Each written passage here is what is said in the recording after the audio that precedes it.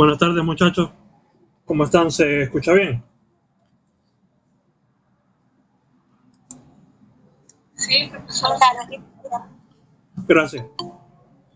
Bueno, continuando con nuestro programa, vamos a continuar hoy con el tema 6 relativo a la jurisdicción, en donde hoy vamos a terminar de ver los criterios atributivos de jurisdicción de la Ley de Derecho Internacional Privado, y creo que nos da chance de terminar de ver el tema completo con otras consideraciones relevantes. Yo les había solicitado la semana pasada que revisaran un poco de qué viene la figura del paralelismo. ¿Alguien pudo revisar algo al respecto? Sí, profesor. ¿Qué encontraste? Yo conseguí que está consagrado en el numeral 1 del artículo 41 y que el criterio de paralelismo es el que supone que el derecho aplicable a un litigio sobre el estado de las personas y las relaciones familiares sea el venezolano. Y dice que tendrá jurisdicción los tribunales de la República para conocer y decidir del asunto. Ok, allí la compañera nos está dando varias consideraciones importantes. Uno, que el criterio del paralelismo está previsto no solo en el artículo 41 numeral 1, sino también en el 42 numeral 1, porque 41 numeral 1 es universalidad y 42 numeral 1 es acciones sobre estado de las personas y relaciones familiares. Pero lo que implica el criterio del paralelismo es que los tribunales venezolanos adquieren jurisdicción para conocer un asunto por el hecho de que sea aplicable el derecho venezolano al fondo de la controversia. Normalmente, en los casos de derecho internacional privado, el orden lógico en el que surgen los problemas es que primero se revisa el asunto de la jurisdicción y luego se revisa lo relativo al derecho aplicable en la sentencia definitiva. Pero con el criterio del paralelismo, parte de la doctrina indica que se revierte momentáneamente ese orden para establecer en primer lugar el derecho aplicable y en virtud de ello asumir la jurisdicción. Entonces, por eso es que el artículo 41, numeral 1 de la Ley de Derecho Internacional Privado nos plantea lo siguiente. Los tribunales venezolanos tendrán jurisdicción para conocer de juicios originados por el ejercicio de acciones relativas a universalidades de bienes. 1. Cuando el derecho venezolano sea competente de acuerdo con las disposiciones de esta ley para regir el fondo del litigio. Eso nos lleva necesariamente a al menos establecer de forma preliminar algo que nosotros vamos a desarrollar con mayor detenimiento en la segunda mitad de la materia, pero es lo relativo a la pluralidad metodológica del derecho internacional privado. Nosotros cuando hablamos de los presupuestos, el objeto y el contenido del derecho internacional privado, nosotros planteamos, ya que aquí se salió la presentación, voy a ir solucionando ahí mientras tanto. Nosotros indicábamos que originalmente el derecho internacional privado, cuando comenzó a surgir con las escuelas estatutarias italianas, francesas, flamenco-holandesa, la segunda escuela francesa, es decir, en ese periodo entre el siglo XIII y mediados del siglo XIX, tenía como fin primordial establecer el derecho aplicable a las relaciones conectadas con varios estados, para lo que se servía de un tipo de norma en particular, que es la norma de conflicto. Pero actualmente, como entendemos que el derecho internacional privado tiene como fin no solo establecer el derecho aplicable, sino también solucionar todos aquellos problemas derivados de las relaciones jurídicas internacionales, es por lo que se entiende que el derecho aplicable puede ser determinado a través de no solo normas de conflicto, sino a través de otras normas como son las normas materiales. ¿A qué viene todo esto y por qué estoy adelantando este asunto? Que viene porque cuando el artículo 41, numeral 1 nos plantea que tenemos que establecer el derecho venezolano como competente según las disposiciones de esta ley, tenemos que tener bastante en cuenta esa pluralidad metodológica a los efectos de llegar a esa conclusión de si el derecho venezolano es aplicable o no. Entonces, en el caso de la pluralidad metodológica, nosotros vamos a ver que el orden en el que se sigue la tarea de determinar el derecho aplicable a una relación jurídica internacional es el siguiente. En primer lugar, están las normas de aplicación inmediata o necesaria, que son muy simplificadamente ahorita, eso lo vamos a ver más adelante, normas imperativas aplicables por igual a los casos de derecho internacional privado y a los casos domésticos. Solo que no se entienden como las normas imperativas internas a la luz del artículo 6 del Código Civil. Luego tenemos, en segundo lugar, las normas materiales especiales, que esas normas materiales especiales son especiales o tienen esa característica de especialidad por el hecho de que están dirigidas a solucionar de forma directa un problema derivado de una relación jurídica internacional.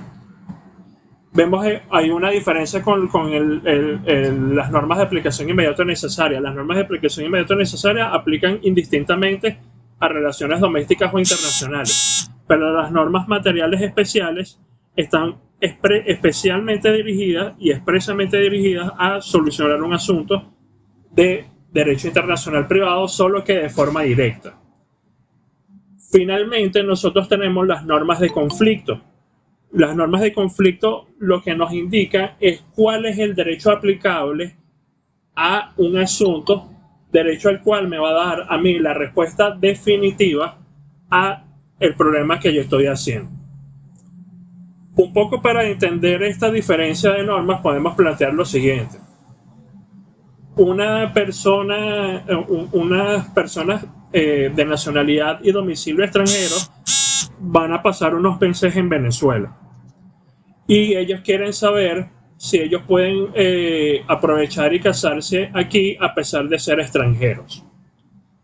Una norma de aplicación inmediata necesaria podría ser, no existe en nuestro ordenamiento, pero podría ser que en Venezuela solo se pueden casar ante las autoridades venezolanas personas de nacionalidad venezolana. Entonces, ahí eso aplica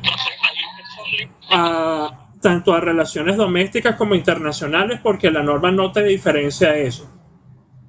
Una norma de aplicación de una norma material especial diría: los extranjeros para casarse en Venezuela tienen que tener un mínimo de tantos años de residencia en nuestro país para poder entonces casarse ante nuestras autoridades. Allí se le está dando ya una respuesta definitiva al asunto que se está planteando. Mientras que las normas de conflicto lo que nos dice es: los requisitos de fondo y de forma del matrimonio estarán regidos por el derecho del lugar en donde cada uno de los contrayentes tiene su domicilio, que es lo que en efecto nos dice el artículo 21 de la Ley de Derecho Internacional Privado. Todas estas normas tienen como tarea establecer el derecho aplicable a una relación de derecho internacional privado, y cada una de ellas puede plantear que el derecho venezolano sea aplicable. Entonces, el asunto está en cómo se compagina esa pluralidad metodológica con el criterio del paralelismo. Vamos a lo siguiente. En el caso de las normas materiales de las normas de aplicación inmediata o necesaria, lo que ocurre es que la norma tiene que establecer o tiene que tener por consecuencia que toda la relación que está conociendo el juez se aplique por el derecho venezolano o se rija por el derecho venezolano. De nuevo, en el caso de las normas de aplicación inmediata necesaria, para que se active el criterio del paralelismo, la consecuencia de esa norma debe ser que toda la relación se rija necesariamente por el derecho venezolano. Porque de lo contrario, si esa norma de aplicación inmediata necesaria regula solo un aspecto mínimo de la relación, allí no se puede activar este criterio del paralelismo. En el caso de las normas materiales especiales, pueden activar el criterio del paralelismo cuando son normas que se encuentran en las leyes internas. De nuevo, las normas materiales especiales pueden activar el criterio de paralelismo solo cuando se encuentran en las normas internas, porque cuando se encuentran en las normas internas es cuando exactamente estamos aplicando derecho venezolano. Nosotros vamos a ver más adelante que las normas materiales especiales también se pueden conocer o se pueden encontrar en tratados internacionales a través de la analogía y a través de los principios de derecho internacional privado generalmente aceptados. Finalmente tenemos las normas de conflicto. Y cuando entonces nos interesan las normas de conflicto a los efectos del criterio del paralelismo, cuando la consecuencia jurídica de la norma de conflicto es que se aplique el derecho venezolano a la cuestión que está conociendo el juez. En el ejemplo que les estoy dando del matrimonio de esos extranjeros, nosotros tenemos que entonces, partiendo del orden de prelación de fuentes, que buscar una norma de conflicto en cada uno de esos niveles. Entonces puede darse el caso de que, por ejemplo, allí el código Bustamante sea el aplicable. El código Bustamante puede entonces llevarnos al hecho de que sea aplicable el derecho venezolano. Allí se activa este criterio del paralelismo del 41 numeral 1. O puede ocurrir que no sea aplicable el Código Bustamante como tratado internacional, sino que sea aplicable la Ley de Derecho Internacional Privado. Entonces, allí nosotros tenemos que ubicar la norma de conflicto que nos interesa a los efectos de determinar el derecho aplicable, y por determinarse como aplicable el derecho venezolano, se concluye que tienen jurisdicción los tribunales venezolanos. Sé que esto parece un poco enredado, estamos introduciendo cosas que vamos a ir desarrollando más adelante, pero lo importante acá, al menos que quiero que entiendan y que sepamos la mecánica de cómo funciona, es la función auxiliar de la norma de conflicto para determinar la jurisdicción. ¿Por qué de la norma de conflicto? Porque en la mayoría de los casos van a caer en las normas de conflicto, como vamos a ir viendo más adelante. Entonces ustedes en sus ejemplares de la Ley de Derecho Internacional Privado pueden ir ya revisando que entre los artículos 16 y 38 tenemos las normas de conflicto dentro de la ley. Entonces, a los efectos del artículo 41 numeral 1, a ustedes dentro de la Ley de Derecho Internacional Privado les van a interesar especialmente dos normas. Uno, el artículo 22, que establece los efectos personales y patrimoniales del matrimonio, especialmente en lo que respecta a el régimen patrimonial matrimonial. Y les va a interesar también el artículo 34 en materia de sucesiones. ¿Eso por qué? Porque cuando el artículo 41 nos habla de universalidad de bienes, no está hablando de un ámbito específico de controversias que versan sobre un conjunto de bienes sobre el cual se entiende que debe obrar una unidad. Eso ocurre con el régimen patrimonial matrimonial, eso ocurre con las sucesiones y ocurre también con la quiebra. Lo que ocurre con la quiebra es que no está expresamente regulada mediante norma de conflicto en la Ley de Derecho Internacional Privado. Por eso es que cuando el artículo 41, numeral 1, y cuando el artículo 42, numeral 1 de la Ley de Derecho Internacional Privado establecen el criterio del paralelismo, entonces, y nos habla de que de acuerdo con las disposiciones de esta ley se concluya que el derecho venezolano es aplicable, no nos podemos limitar a las normas de conflicto de la ley, sino que tenemos que seguir el orden de prelación de fuentes del artículo 1 de la Ley de Derecho Internacional Privado. Pero a los efectos de este momento, de las evaluaciones que vamos a tener en este primer corte, ustedes la mayoría de esos casos lo van a resolver a través de normas de conflicto. Vamos a poner un ejemplo. Yo creo que lo tengo por allí anotado, no lo tengo ahorita en la lámina, pero se los puedo dejar en la carpeta del tema. Una persona falleció en los Estados Unidos de América luego de haber vivido 15 años en Venezuela. Para el momento en que ella falleció en los Estados Unidos, tenía solo 3 meses de haber ingresado en ese territorio. Entonces, al fallecer, se demanda ante los tribunales venezolanos una demanda de partición de herencia. Entonces, la pregunta es, ¿cuál es? Los tribunales venezolanos tienen jurisdicción para conocer ese asunto. Entonces tenemos que ir siguiendo lo siguiente. Comenzamos por el artículo 1 de la Ley de Derecho Internacional Privado, luego de haber ya establecido la internacionalidad de la relación, y vemos, ok, entre Venezuela y los Estados Unidos no hay un tratado internacional que regule el tema de la jurisdicción. Entonces tenemos que pasar a la Ley de Derecho Internacional Privado. En la Ley de Derecho Internacional Privado tenemos que comenzar por el artículo 39, criterio general del domicilio del demandado. Vamos a hacer que aquí están demandando los hijos a la esposa y la esposa a la viuda de ese causante. Esa esposa tenía un domicilio también en los Estados Unidos, pero ella sí tenía 2 años viviendo allá. Entonces no aplica el criterio del domicilio del demandado. Tenemos que pasar, luego de calificar esa acción como una acción sobre universalidad de bienes, al artículo 41. Entonces en el artículo 41 nos topamos con este numeral 1 del criterio del paralelismo.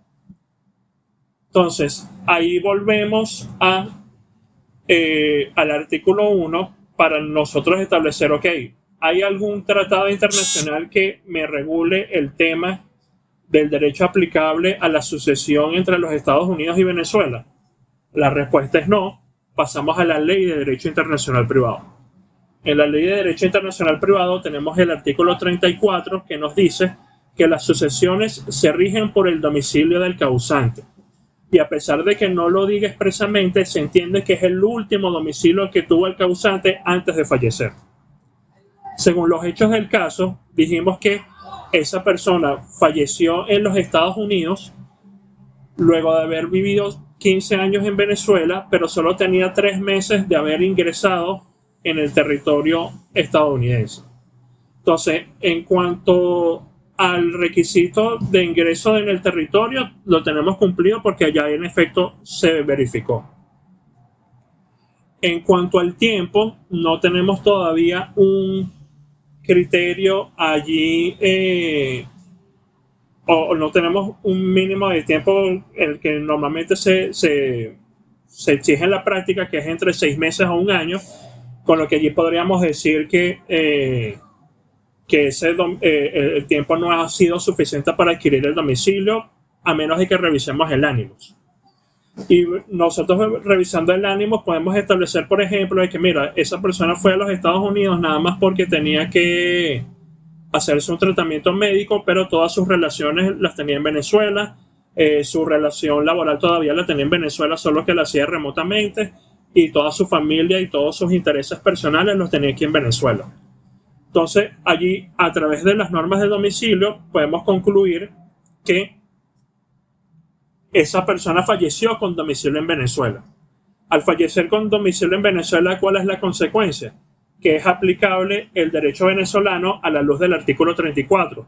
Y a su vez, ¿cuál es la consecuencia de ese artículo 34? Que los tribunales venezolanos tienen jurisdicción para conocer del asunto a la luz de este criterio del paralelismo. ¿Se entiende un poco de la mecánica de cómo funciona el criterio? ¿O hay algo que no ha quedado claro? Sí, profe, se entiende. Sí, profesor, sí se entiende. Ok, perfecto.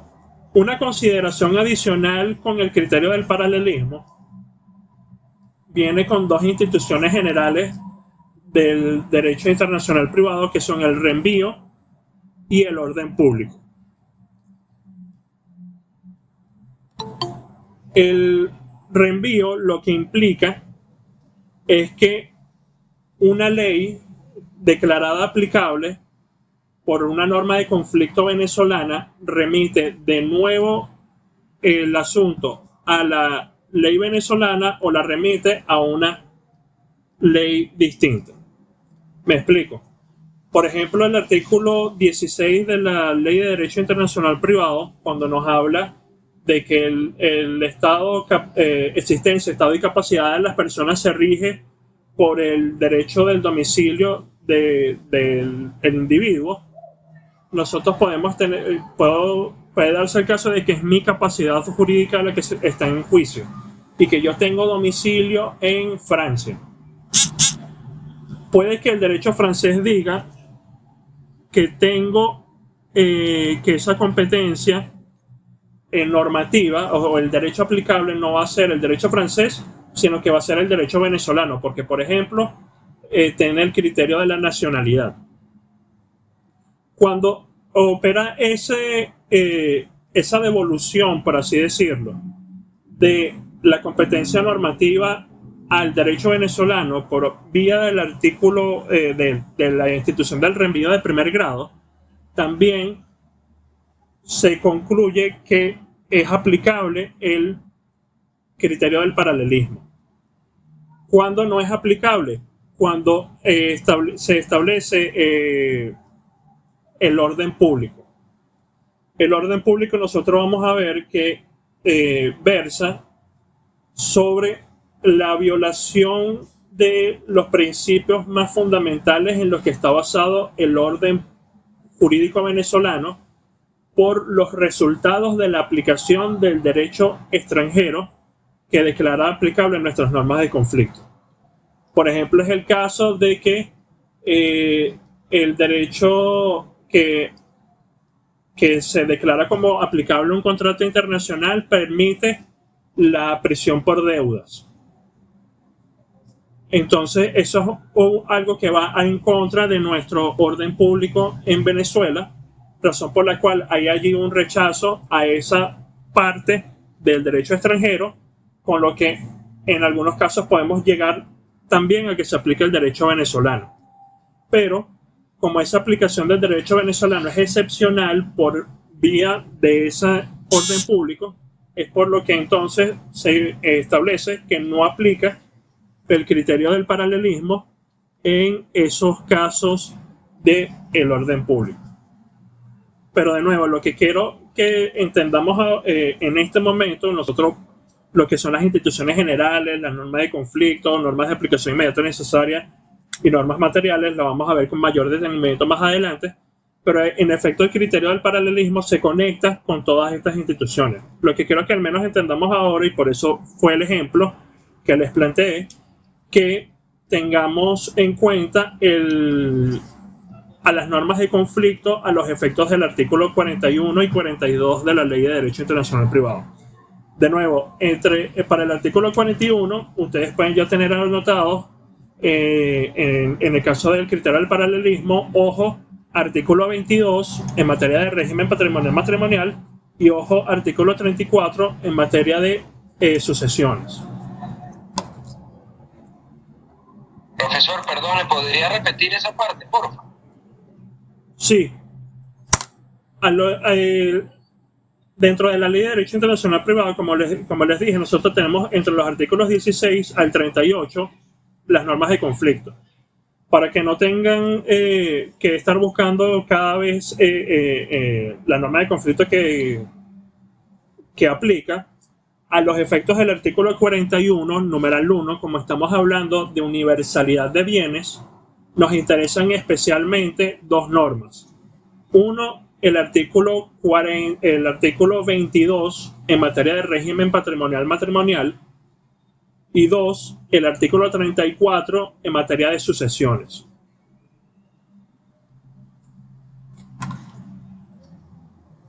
Ahora sí. Sí, profesor, muchísimas gracias, que no lo había captado del todo. Gracias. Chévere. Luego tenemos en el artículo 42, en el artículo 41, numeral 2, perdón, un criterio adicional.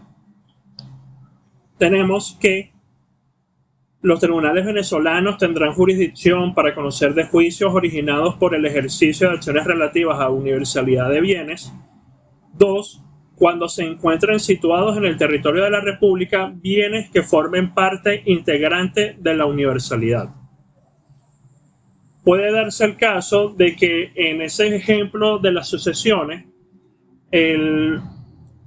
podemos alterar un poco los hechos para lo siguiente.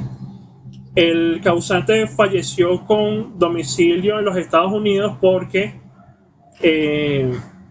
tenía allá ya 5 años con ánimo suficiente para establecer que quería entenderse domiciliado en ese territorio, por lo que no aplica el criterio del paralelismo. Entonces pasamos a este segundo criterio.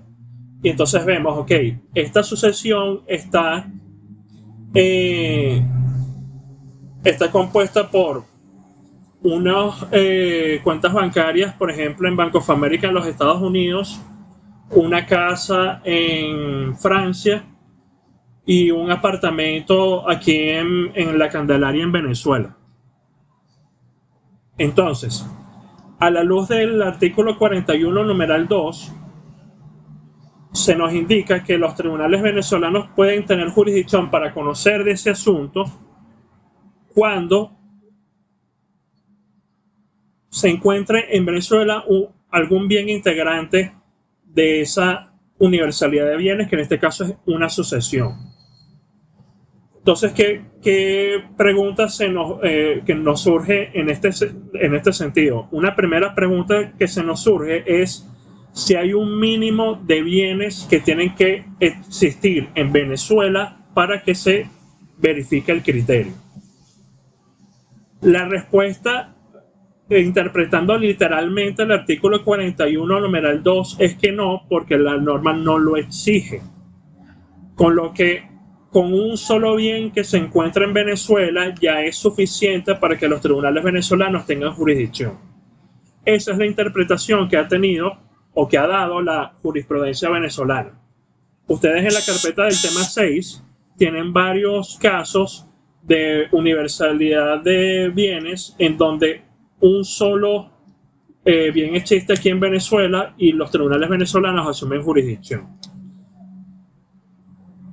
¿Cuál debería ser la interpretación a partir del principio de proximidad razonable del que hablamos hace 2 semanas? Que debería haber un porcentaje razonable de bienes en Venezuela para que en efecto los tribunales venezolanos asuman jurisdicción para conocer del asunto. Con lo que... Disculpe, profe, una pregunta. Adelante. En cuanto a la racionalidad y esto, entonces se pudiera tomar en cuenta de repente el valor de estos bienes que están en otras jurisdicciones. Ejemplo, en este que se está dando, oye, un apartamento en La Candelaria de repente vale un poco menos que lo que esta persona tenía en Francia o en los Estados Unidos. ¿Se pudiera tomar en cuenta así?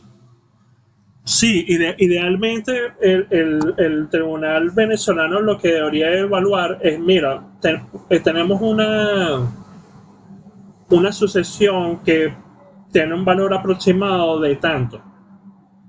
o que tiene un valor declarado incluso por las partes de tanto.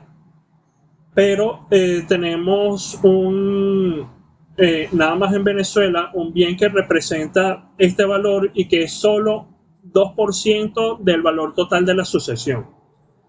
Allí no pareciera razonable asumir jurisdicción para conocer el asunto porque no se cumple con el principio de proximidad razonable. Pero lo que ocurre es que esa no ha sido la interpretación de la jurisprudencia venezolana. La jurisprudencia venezolana simplemente ve, ok, ¿cuáles son los bienes que están dentro de esta sucesión?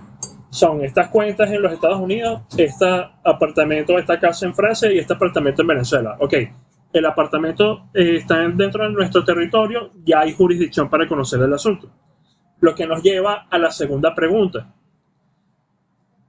Los tribunales venezolanos, al asumir jurisdicción por este criterio, tienen jurisdicción solo sobre los bienes que se encuentran en Venezuela o sobre todos los bienes que componen esa sucesión. ¿Qué creen ustedes?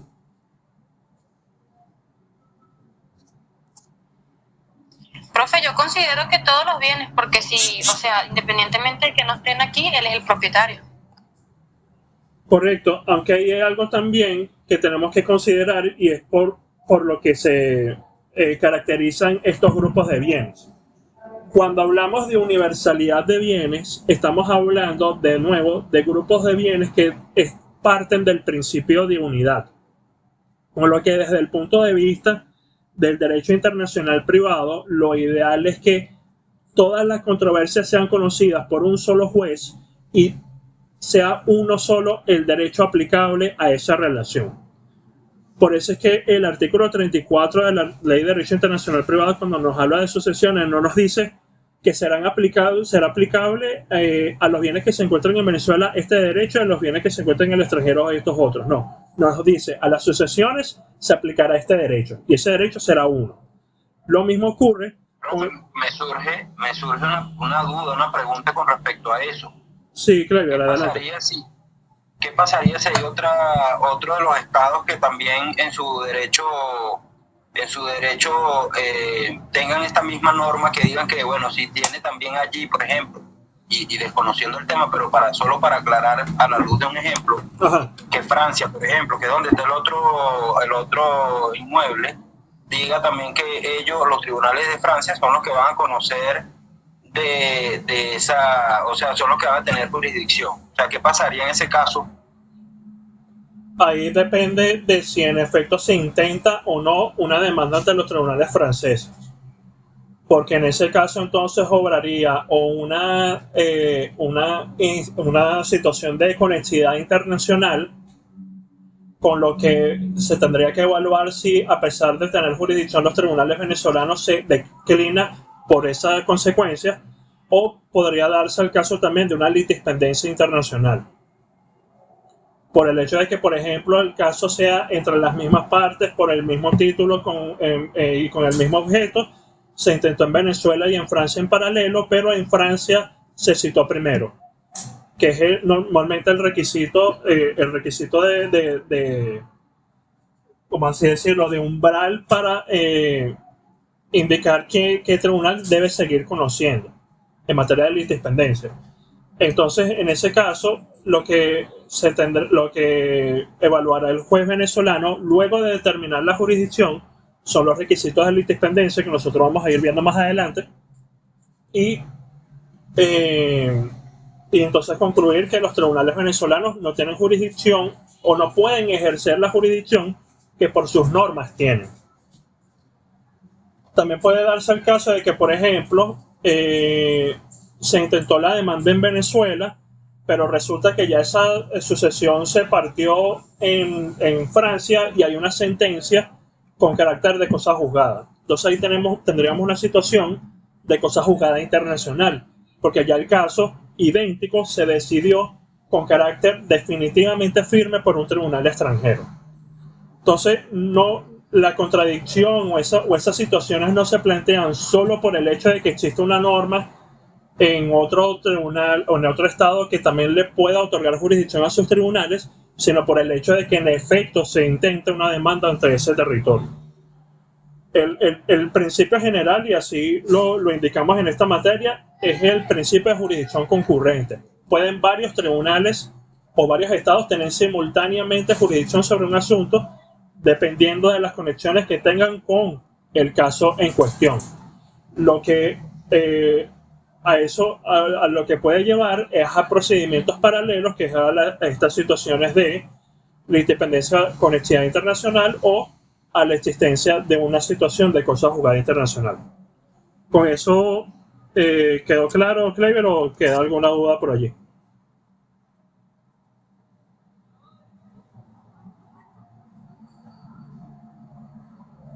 Bueno, creo que... No, profe, sí, ya.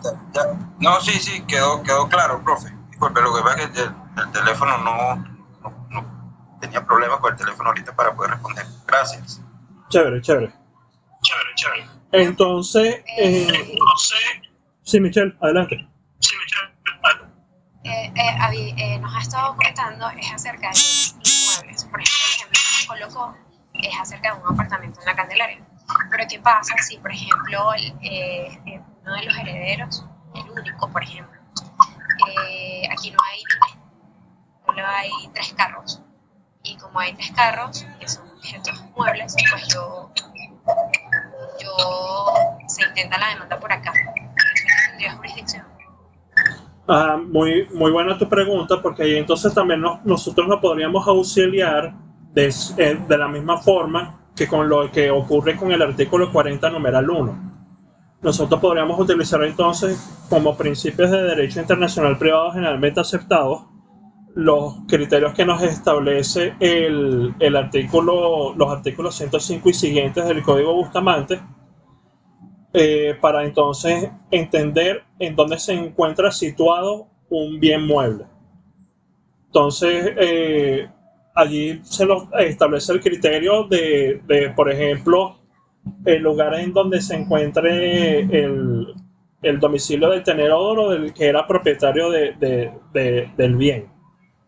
O, por ejemplo, en el caso de los vehículos, mucho de lo que ocurre es que se aplican el derecho del lugar en donde están registrados.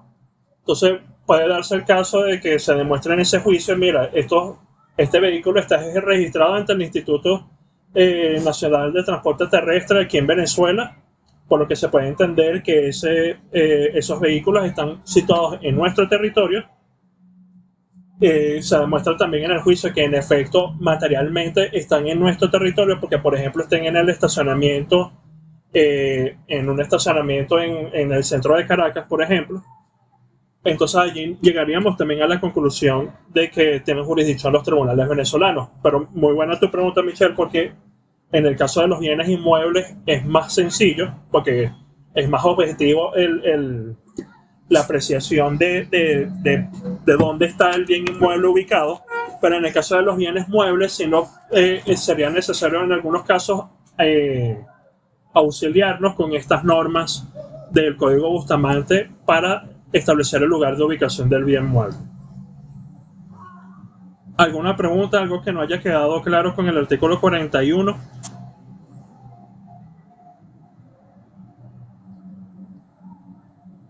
Sí, profe, ¿se entiende? Chévere.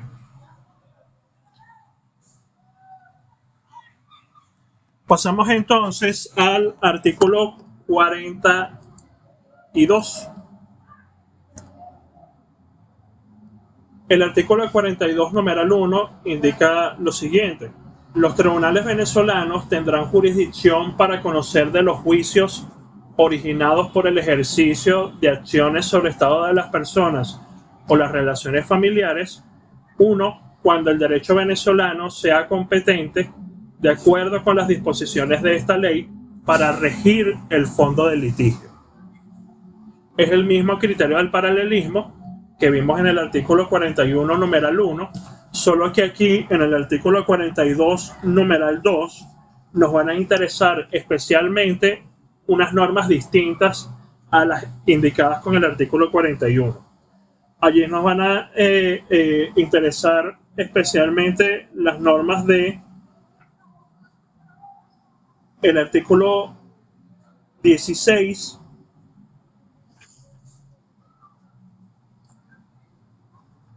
el artículo 21 y los artículos 23 al 26. De nuevo, allí nos van a interesar especialmente artículo 16, que es norma sobre derecho aplicable a la existencia, estado y capacidad de las personas físicas. Artículo 21, que establece los requisitos de forma y fondo para contraer matrimonio. El artículo 23, que habla del divorcio y la separación de cuerpos. El artículo 24, que habla de filiación y relaciones paterno-filiales. El artículo 25 en materia de adopción. Y el artículo 26 en materia de tutela y demás instituciones de protección. Porque todas entran dentro de ese ámbito de acciones sobre estado de las personas o las relaciones familiares. Un ejemplo de paralelismo en este caso puede ser un caso de divorcio, en donde el cónyuge demandante, que en este caso es la mujer, tenía viviendo para el momento de la interposición de la solicitud de divorcio, tenía viviendo 5 años en los Estados Unidos. Y el esposo tenía 3 años viviendo en Colombia. Entonces, tenemos como estados involucrados a Estados Unidos, Colombia y Venezuela.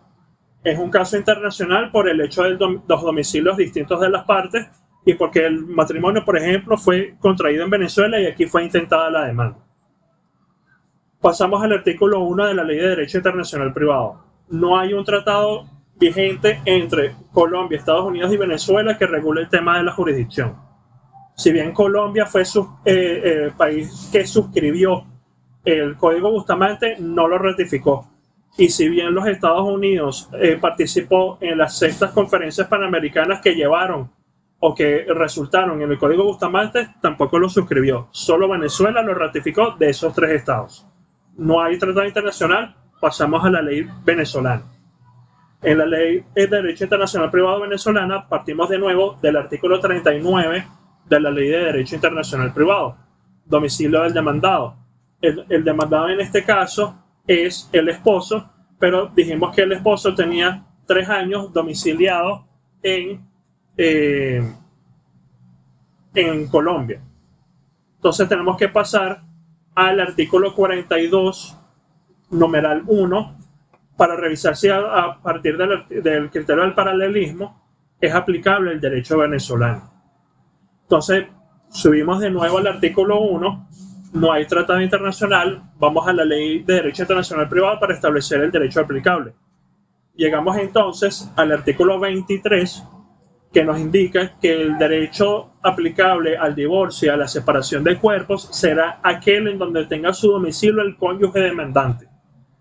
La cónyuge demandante en este caso era la mujer y dijimos que ella tenía ya 5 años viviendo en los Estados Unidos y podemos agregar allí de que tenía efectivamente el ánimo para establecerse en ese territorio como domiciliada, aplicando así las nociones que nosotros vimos del artículo 11, que es noción general de domicilio, y del artículo 12 del domicilio de la mujer casada, porque ella, a pesar de no estar en el mismo lugar físico que su marido, puede tener un domicilio distinto.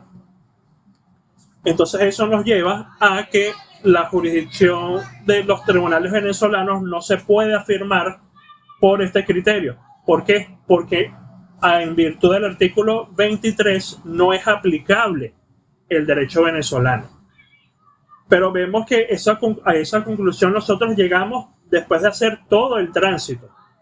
Es decir, tenemos que determinar la fuente con la que establecemos el derecho aplicable y tenemos que efectivamente ver cuál es el resultado de la aplicación de la norma de conflicto en particular.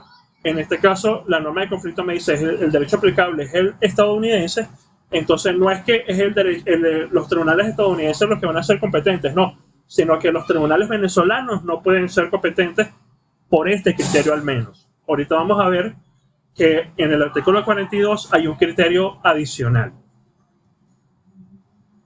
Entonces, de nuevo, allí con el artículo 42, numeral 1, para que lo tengan anotado allí, las concordancias relevantes de la Ley de Derecho Internacional Privado son el artículo 16, el artículo 21 y los artículos 23 al 26 de la Ley de Derecho Internacional Privado como normas de conflicto. Como segundo criterio dentro del artículo 42 tenemos el siguiente. Los tribunales venezolanos tendrán jurisdicción para conocer de los juicios originados por el ejercicio de acciones sobre el estado de las personas o las relaciones familiares. 2. Cuando las partes se sometan expresa o tácitamente a su jurisdicción, siempre que la causa tenga una vinculación efectiva con el territorio de la República. Vemos aquí tenemos nuevamente el criterio de la sumisión que vimos la semana pasada cuando hablamos del artículo 40, solo que con un aspecto adicional, que es que exista una vinculación efectiva con el territorio de la República. Esa conexión efectiva con el territorio de la República se puede evaluar de forma variable, pero lo que han tenido normalmente en cuenta los tribunales venezolanos es lo siguiente. Uno, la nacionalidad de las partes. Si las partes son nacionales venezolanos, se entiende que allí hay conexión con nuestro territorio. Se entiende también que si, por ejemplo, se trata de un divorcio celebrado en Venezuela, también hay conexión efectiva con el territorio venezolano, porque si la demanda de divorcio, de separación de cuerpos, se entiende que es una alteración del Estado que creó ese matrimonio celebrado aquí en nuestro territorio, con lo que hay vinculación efectiva.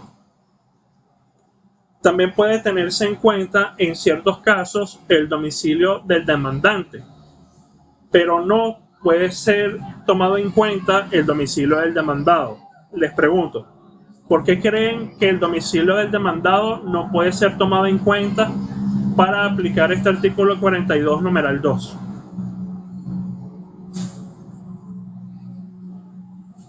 ¿Qué se les ocurre?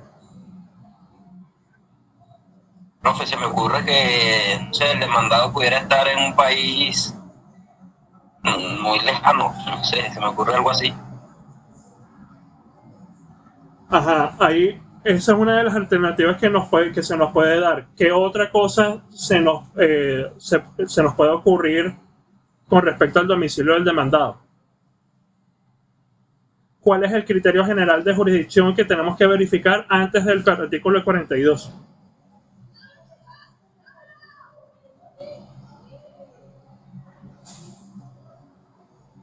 Es el del domicilio del demandado.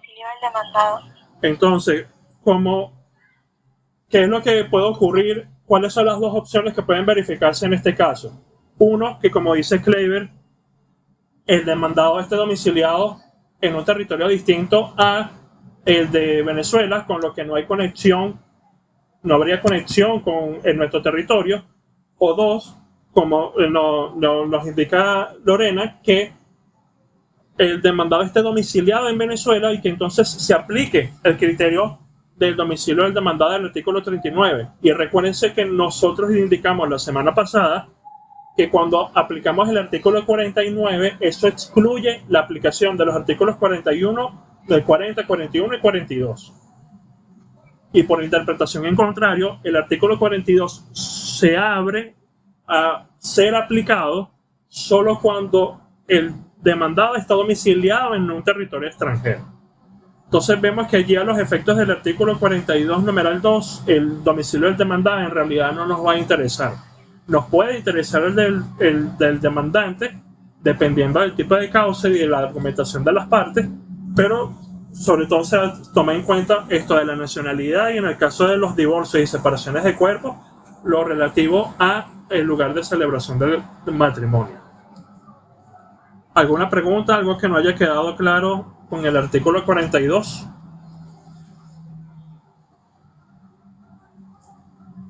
Profe, solo para recordarlo y para que me quede claro, entonces el artículo 41 y 42 pierde su eficacia ante el artículo 49. 39.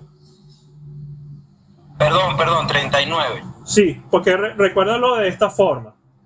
Artículo 39 es el criterio general de jurisdicción. Al ser criterio general de jurisdicción, aplica para cualquier tipo de controversia, sea controversia de contenido patrimonial, por universalidad de bienes o sobre estado de las personas o las relaciones familiares. Entonces, si yo aplico el artículo 39 y concluyo que el demandado está domiciliado en Venezuela, no tengo que ver los demás. Pero si el demandado no está domiciliado en Venezuela, por el mismo texto del artículo 40, del artículo 39, es que se nos abre la aplicación de los artículos 40, 41 y 42. Y es en donde tú tienes que hacer la operación previa de, ok, esto es un cumplimiento de contrato. Esto es artículo 40.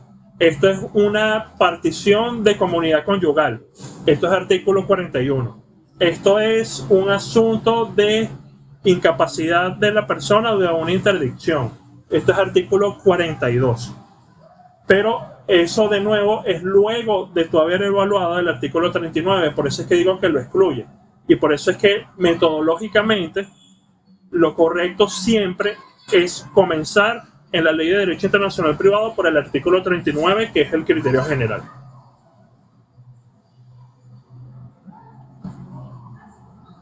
Habiendo visto las normas del artículo 39 al 42, nos queda también esta del artículo 43 de la Ley de Derecho Internacional Privado, que nos indica lo siguiente. Los tribunales venezolanos tendrán jurisdicción para dictar medidas provisionales de protección de las personas que se encuentren en el territorio de la República, aunque carezcan de jurisdicción para conocer del fondo del litigio. Esta es una norma novedosa de la Ley de Derecho Internacional Privado, en donde lo que se quiere lograr es que personas que tengan la necesidad de una protección judicial determinada por alguna situación que estén pasando mientras están en nuestro territorio, tengan la garantía de que los tribunales venezolanos les van a responder, a pesar de que en el litigio de fondo los tribunales venezolanos no tengan jurisdicción. Pero entonces allí se nos aplican varias cosas. En primer lugar, que el artículo 43 no requiere necesariamente que haya un juicio presente o futuro, sino que la persona natural esté requiriendo una medida provisional de protección. En segundo lugar, que se trata de medidas provisionales, es decir, que son medidas que, al igual que las medidas cautelares, están basadas en el principio de rebus sic stantibus, en el que por el cambio de circunstancias pueden ser modificadas o incluso revocadas. Se habla además de personas naturales, con lo que no aplica este artículo 43 para personas jurídicas. Además, se ha indicado que el artículo 43 no aplica para protección de bienes, para lo que tenemos ya la institución de las medidas cautelares internacionales, sino para, de nuevo, medidas de protección de las personas en el territorio de la República. Y es necesario, según lo que nos indica la norma, que esa persona se encuentre en nuestro territorio. ¿Esto en qué casos puede, por ejemplo, venir?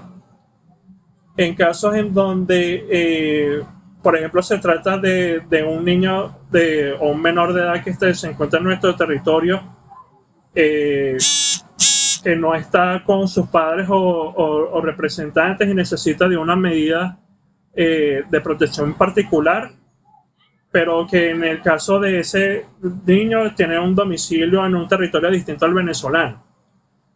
Allí, según nuestras normas de jurisdicción que hemos visto, no habría jurisdicción de nuestros tribunales, pero en efecto ese niño necesita de una medida de protección. Entonces, esa medida puede ser otorgada en virtud de esta norma.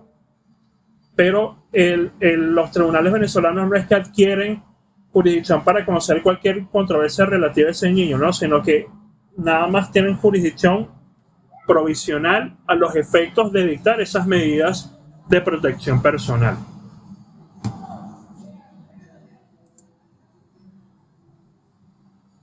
Con esto terminaríamos la ley de derecho internacional privado.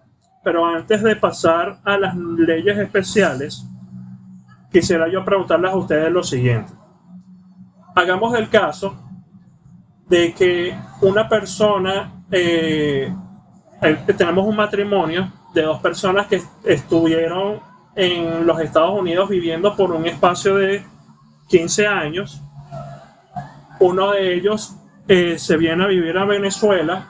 A los 3 meses de demandar, a los 3 meses de estar en Venezuela, demanda el divorcio de su cónyuge que se quedó en los Estados Unidos. Y entonces tienen que los tribunales venezolanos revisar la jurisdicción. Pero revisan la jurisdicción mediante una sentencia que es dictada cuando ya esa persona tiene aquí en Venezuela 2 años en nuestro territorio. Les pregunto, ¿qué circunstancias son las que interesan a los efectos de verificar ese atributo de la jurisdicción? ¿Las presentes al momento de decidir la cuestión de la jurisdicción o las presentes al momento de demandarse?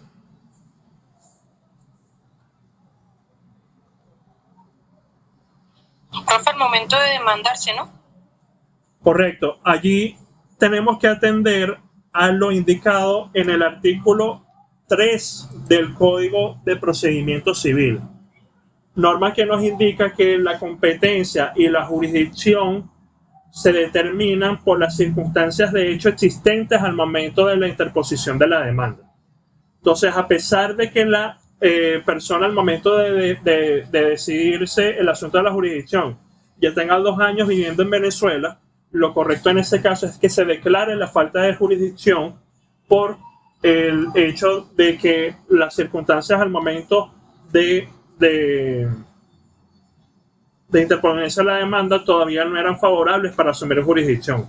Porque, por ejemplo, el demandado está domiciliado en otro territorio distinto al venezolano, no era aplicable el criterio del paralelismo porque todavía no se había verificado el cambio de domicilio por los requisitos del artículo 23, aparte único, y no había sumisión de las partes a los casos, a los tribunales venezolanos. Allí recuérdense que creo que no se los indiqué, pero bueno que volvamos un momento a ese criterio, que aquí igual nos aplican en el artículo 42, numeral 2, además de ese requisito de vinculación efectiva con el territorio de la República, nos interesa lo mismo que nosotros vimos en la clase pasada, de que puede ser sumisión expresa por el artículo 44, con todo lo que indicamos de que ese requisito de escritura puede revisarse por varias formas, o que se verifique la sumisión tácita a través del proceso judicial, con el demandante con la interposición de la demanda y en el caso del demandado con la realización de cualquier acto procesal que sea distinto a la declinatoria de jurisdicción y a la oposición a una medida cautelar. Allí, en el caso del artículo 42, numeral 2 y artículo 40, numeral 4, son similares, solo que en el caso del artículo 42, numeral 2, además de ese acto de la sumisión, se requiere también el requisito de la vinculación efectiva con el territorio de la República. Luego tenemos, dentro de las leyes especiales, a la Ley de Comercio Marítimo. En la Ley de Comercio Marítimo tenemos a los artículos 12 y 332 que nos establecen también unos criterios atributivos de jurisdicción especiales. El artículo 12 nos indica lo siguiente: además de la jurisdicción que atribuye la Ley de Derecho Internacional Privado en sus artículos 39 y 40, que son los que podrían interesar a la materia marítima, 39 por el domicilio del demandado y 40 por las acciones de contenido patrimonial, deberán someterse al conocimiento de la jurisdicción especial acuática las acciones que se intenten con motivo de las disposiciones que regulan el comercio marítimo, la navegación por agua, la exploración y explotación de recursos ubicados en el espacio acuático nacional, así como las acciones sobre buques inscritos en el registro naval venezolano, independientemente de la jurisdicción de las aguas sobre las sobre donde se encuentren, y sobre los buques extranjeros que se encuentren en aguas en las que la República ejerza derechos exclusivos de soberanía y jurisdicción, las operaciones que tengan lugar en zonas portuarias y cualquier otra actividad que se desarrolle en el espacio acuático nacional. ¿Qué nos indica esta norma? Además de lo que nos dice la Ley de Derecho Internacional Privado, los tribunales venezolanos tendrán jurisdicción en materia marítima cuando se trate de asuntos que tengan que ver con buques inscritos en el registro naval venezolano, cuando tengan que ver con buques extranjeros que se encuentren en aguas en las que la República ejerza soberanía y jurisdicción, o cuando se trate de operaciones portuarias o de cualquier actividad que se desarrolle en nuestro espacio jurídico, en nuestro espacio acuático nacional. Además, el artículo 332 nos establece unos criterios especiales en materia de abordaje. Además de la jurisdicción que les asigna la ley, los tribunales venezolanos conocerán de los casos de abordaje ocurridos en aguas jurisdicciones venezolanas y en las no jurisdiccionales también venezolanas, cuando uno de los buques sea de matrícula nacional; 2, cuando uno de los buques sea embargado en puerto venezolano con motivo del abordaje o se otorgue fianza sustitutiva para ello; y 3, que después del abordaje uno de los buques haga su primera escala o arribe eventualmente a puerto venezolano. Estos son unos criterios especiales en materia marítima. Han tenido muy poca aplicación en la práctica, solo he visto unos pocos casos que se basen en esta ley, pero son normas vigentes a nuestros efectos. Ahora, ¿qué ocurre con el tratamiento procesal de la jurisdicción? Con lo relativo a la declaratoria de la falta de jurisdicción. El trámite procesal de la jurisdicción, en virtud del principio de la lex fori regis processum, se rigen por lo establecido en nuestra ley interna, para lo cual tenemos que atender, en primer lugar, al artículo 57 de la Ley de Derecho Internacional Privado. El artículo 57 nos indica lo siguiente: la falta de jurisdicción del juez venezolano respecto del juez extranjero se declarará de oficio o a solicitud de parte en cualquier estado o grado del proceso. La solicitud de regulación de la jurisdicción suspende el procedimiento hasta que haya sido dictada la decisión correspondiente. En caso de afirmarse la jurisdicción de los tribunales venezolanos, la causa continuará su curso en el estado en que se encuentra al dictarse la decisión, pero la decisión que la niegue deberá ser consultada en la Corte Suprema de Justicia, Sala Político-Administrativa, a cuyo efecto se le remitirán inmediatamente los autos, y si es confirmada se ordenará el archivo del expediente, quedando extinguida la causa. Entonces, allí nos plantea en primer lugar que esta norma, que la falta de jurisdicción puede revisarse no solo en el estado inicial del procedimiento, sino en cualquier estado y grado de la causa. Solo que ahí tenemos que tener en cuenta que hay casos, específicamente los del artículo 40 y del artículo 42 de la Ley de Derecho Internacional Privado, que parten de la sumisión tácita. Si, por ejemplo, el asunto de la jurisdicción se plantea en los informes de primera instancia, en efecto, el tribunal de primera instancia podrá evaluar el asunto de la jurisdicción, pero la conclusión a la que va a llegar más naturalmente es que hay jurisdicción de los tribunales venezolanos porque hubo sumisión tácita, porque, por ejemplo, la parte demandada no opuso la declinatoria de la jurisdicción antes de los informes. Esto también abre el artículo 57 a situaciones como que, por ejemplo, a la parte demandada, por no haber podido ser citada personalmente y por haberse librado un cartel al cual ella no asistió al proceso, se le nombró un defensor ad litem, y esa parte llega personalmente o a través de apoderados en la etapa de promoción de pruebas. Allí ella puede efectivamente oponer la falta de jurisdicción a pesar de que ya haya pasado la etapa de contestación de la demanda o de interposición de las cuestiones previas, porque, de nuevo, como nosotros indicamos la clase pasada cuando hablamos de la sumisión tácita, cuando hay un defensor ad litem no se entiende que haya sumisión tácita, sino que tiene que ser una actuación directa de la parte o a través de un apoderado especial de ese caso que haya sido nombrado por ella. Ahora, ¿cuándo pueden los tribunales venezolanos declarar que hay falta de jurisdicción? En primer lugar, cuando es aplicable un tratado a la situación jurídica bajo conocimiento y la jurisdicción no es asignada a los tribunales venezolanos. Por ejemplo, tenemos un caso de un contrato entre una empresa venezolana con una empresa peruana cuyo contrato se tenía que cumplir en Honduras. Venezuela, Perú y Honduras son parte del Código Bustamante. En el Código Bustamante tenemos como criterio general de jurisdicción el artículo 318 que nos habla de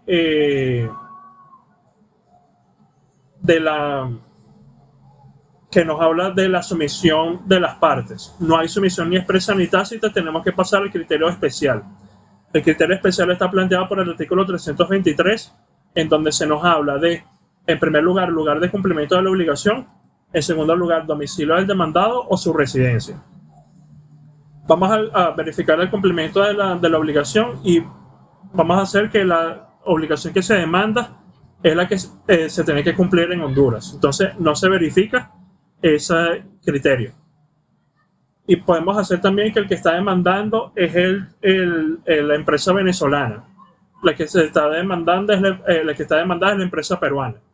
Entonces, no se verifica tampoco el criterio del domicilio del demandado ni de su residencia. Entonces, ahí la única consecuencia lógica que puede haber es que los tribunales venezolanos declaren su falta de jurisdicción. No se puede pasar a la ley interna. Una segunda situación es cuando no hay tratado o el mismo no es aplicable a la situación y se va a la ley interna. En primer lugar, a la ley de derecho internacional privado o alguna ley especial. Y luego de verificado todos los criterios atributivos de jurisdicción, se concluye que no hay jurisdicción de los tribunales venezolanos. Ahí podemos volver a ese ejemplo del matrimonio que tenía 5 años en Venezuela y la esposa, pasado 3 meses de ya estar en Venezuela, demanda el divorcio.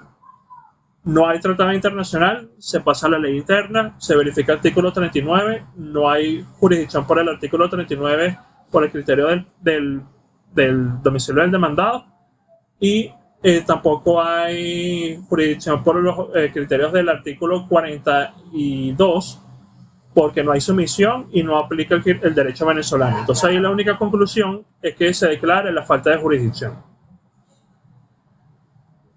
Una situación además que se puede verificar es cuando los tribunales venezolanos tienen jurisdicción pero están impedidos de ejercerla por una causa determinada. Los temas 7, 8 y 9 de nuestro programa, que vamos a comenzar a ver, Dios mediante, desde mañana, se refieren específicamente a estos casos, a las excepciones al ejercicio de la jurisdicción de los tribunales venezolanos. Es decir, casos en donde los tribunales venezolanos por sus normas tienen jurisdicción, pero por una causa determinada no pueden ejercerla. Esas causas pueden ser de 3 tipos. Uno, por el carácter de la persona, en donde tenemos la inmunidad de jurisdicción.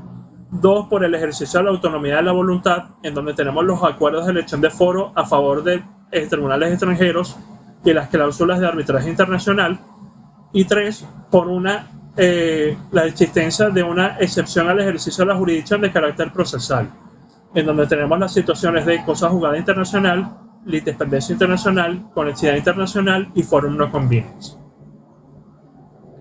Como nos indica el artículo 57 que leímos hace un rato, la falta de jurisdicción puede ser declarada de oficio o a solicitud de parte en cualquier estado y grado del proceso. Pero ahí de nuevo tenemos que tener en cuenta que hay supuestos en donde no hay sumisión tácita, en donde tenemos especialmente las relativas a la universalidad de bienes, porque en la universalidad de bienes no existe el criterio de sumisión. en la ley de derecho internacional privado. 2, que hay supuestos en donde hay sumisión tácita y el demandado no aparece al momento de la contestación, con lo que también puede ser propuesta esa falta de jurisdicción luego de la etapa de la contestación, y que no hay sumisión tácita por rebeldía. Pero fuera de esos casos, lo que normalmente va a ocurrir es que si la parte demandada se presenta al inicio del proceso con la primera citación, que ella promueva como primer acto procesal la falta de jurisdicción en virtud del artículo primero, el ordenal primero del artículo 346 del Código de Procedimiento Civil, que trata de las cuestiones previas. Entonces, lo primero que se tendrá que decidir en ese caso es la jurisdicción de los tribunales venezolanos en ese asunto. Ahora, ¿qué puede ocurrir? ¿Cuáles son los 2 posibles resultados de una sentencia en materia de jurisdicción? La sentencia puede ser que declara la jurisdicción o que la niegue. Si la declara, el recurso que se tiene contra esa sentencia es la regulación de jurisdicción que promueve, el demandado. Esa regulación de jurisdicción se tiene la duda dentro de la práctica de si aplica un lapso de 3 días o de 5 días para interponerla. ¿De dónde vienen esos 2 lapsos de 3 y 5 días? El lapso de 3 días viene por aplicando analógicamente el artículo 10 del Código de Procedimiento Civil, que habla de un lapso de 3 días cuando no hay un lapso específico para que un tribunal emita una decisión. Pero como lo vemos allí, no se trata propiamente de recursos. Y el lapso de los 5 días viene por aplicarse analógicamente el plazo de la apelación.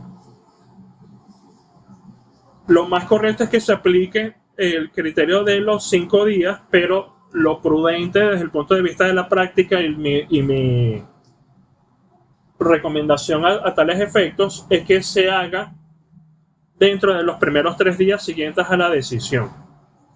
Esa regulación de jurisdicción no tiene que ser necesariamente fundamentada, pero lo ideal es que lo sea. ¿Por qué? Porque según nos dice el artículo 57 y lo que nos dice el Código de Procedimiento Civil, la causa se suspende en el estado en que se encuentra y lo que va a decidir la sala político-administrativa es a lo que esté al momento de suspenderse el juicio o de que suban los autos a la sala.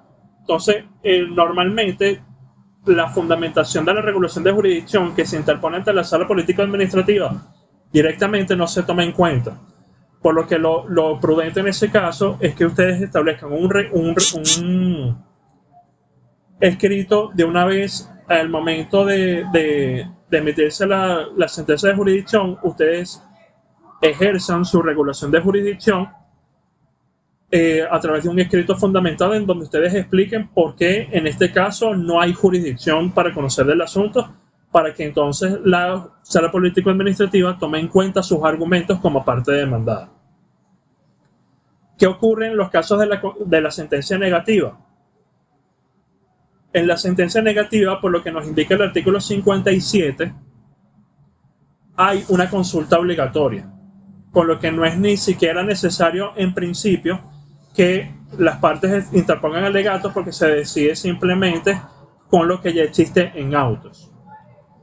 Pero en la práctica, y al menos ese es mi criterio, también es posible ejercer la regulación de jurisdicción, pero esta vez por el demandante, porque el demandante también debería tener derecho en los casos de sentencia negativa a brindar sus alegatos para que se concluya por la sala político-administrativa que en efecto los tribunales venezolanos tienen jurisdicción. De hecho, han habido sentencias recientes de la sala político-administrativa que han decidido regulaciones de jurisdicción sobre sentencias negativas de jurisdicción, tomando en cuenta alegatos de la parte demandante. A pesar de que no aclare efectivamente si es posible esa regulación de jurisdicción se entiende por pasar a decidir la que está aceptando la aplicabilidad de esa figura también a las sentencias negativas en materia de jurisdicción. Ahora, ¿qué es lo que, un poquito resumiendo lo que hemos visto hasta ahora, qué es lo que tenemos que tener en cuenta para la metodología de resolución de los problemas de jurisdicción? En primer lugar, lo que ya nosotros hemos venido diciendo a lo largo de la materia, es que tenemos que determinar la internacionalidad de la relación, aplicando criterios jurídicos y económicos que ya hemos visto en el tema 1. En segundo lugar, tenemos que determinar la fuente aplicable para resolver el problema de la jurisdicción partiendo del artículo 1 de la Ley de Derecho Internacional Privado,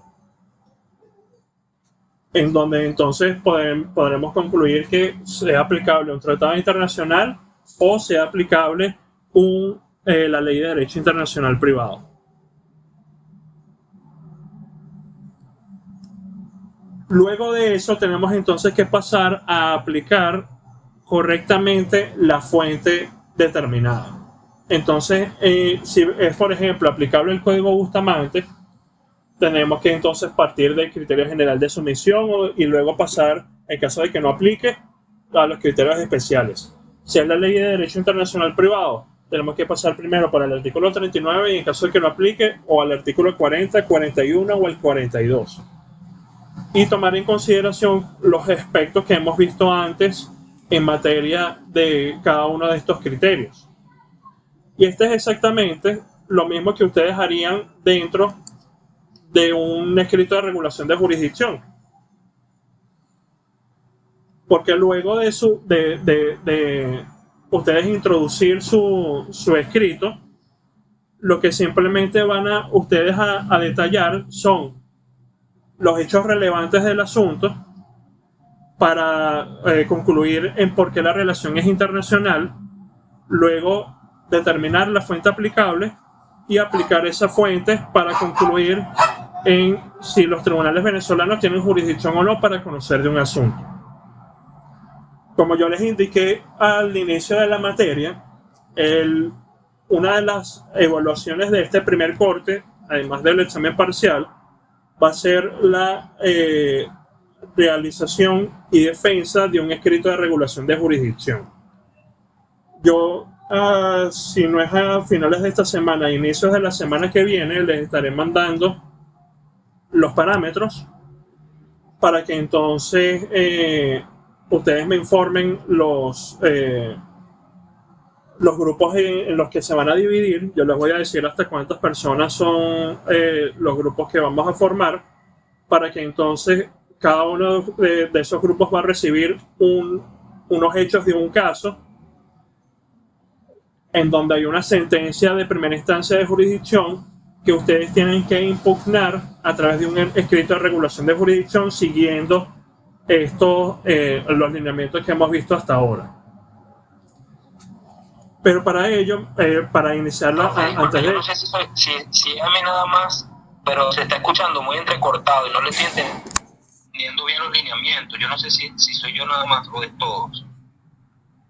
¿Alguien más tuvo también el mismo problema de escuchando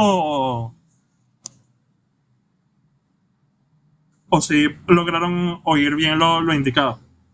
Sí, profe, aquí tampoco se escucha muy bien. Ok, no, yo lo que les indicaba, igual los lineamientos en detalle se los voy a mandar por otra vía. Es que una de las actividades que vamos a hacer de evaluación en este primer corte es un escrito de regulación de jurisdicción. ¿Por qué? Porque eso es uno de los escritos que van a más posiblemente ver en la práctica en materia de derecho internacional privado, junto con el escrito de exequatur.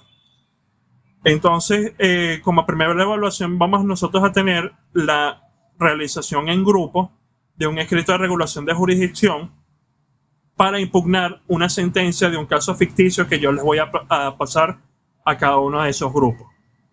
Luego, entonces, nosotros vamos a tener como coordinado, obviamente, con la disponibilidad de todos, unas sesiones de defensa de ese escrito por cada grupo que van a completar la nota. Pero de nuevo, yo les voy a pasar los lineamientos en los próximos días Y mañana para nosotros comenzar la clase vamos a resolver unos casos de jurisdicción que están al final de estas láminas. Entonces lo que vamos a hacer para que ustedes se vayan ya con una noción más clara de cómo es la metodología de resolución de los casos de jurisdicción, yo les voy a cargar ahorita ya la presentación del tema 6 y entonces les voy a pedir que revisen estos casos, más o menos ustedes vayan anotando o vayan anticipando en la medida de lo posible cómo se puede resolver este asunto, para entonces nosotros mañana al inicio de la clase entonces resolver los casos y ya ustedes tengan claro cómo se resuelve un asunto de jurisdicción.